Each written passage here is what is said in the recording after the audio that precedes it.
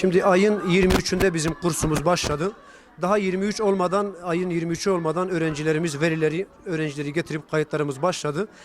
23 Haziran'da öğrencilerimizin çoğu yani akın akın camiye gelmeye başladılar.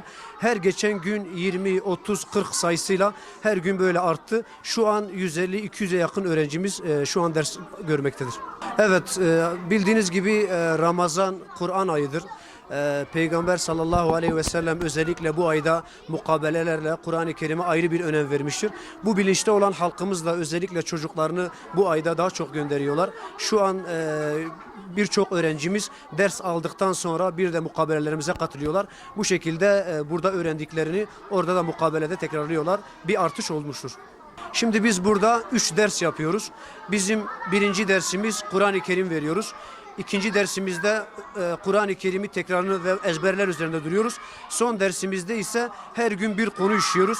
Bir gün iman esaslarını, bir gün Peygamber sallallahu aleyhi ve sellemin hayatını, bir gün ibadetlerimizi, bir gün ahlak dersini görüyoruz. Bu şekilde son dersimizde muhakkak onlara dini bir bilgi veriyoruz. Onları bu eksiklerini gidermeye çalışıyoruz.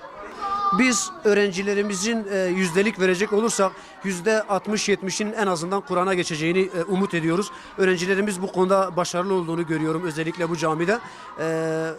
Sene sonunda inşallah bu sayıyı da aşacağımıza da inanıyorum. Belge inşallah vereceğiz onlara. Ödülü de düşünüyoruz, bir bakalım.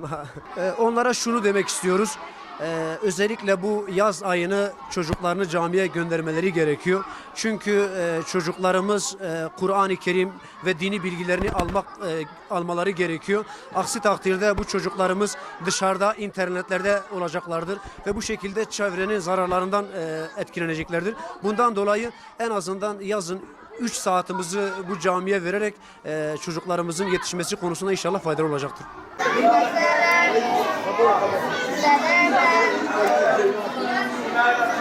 Bye.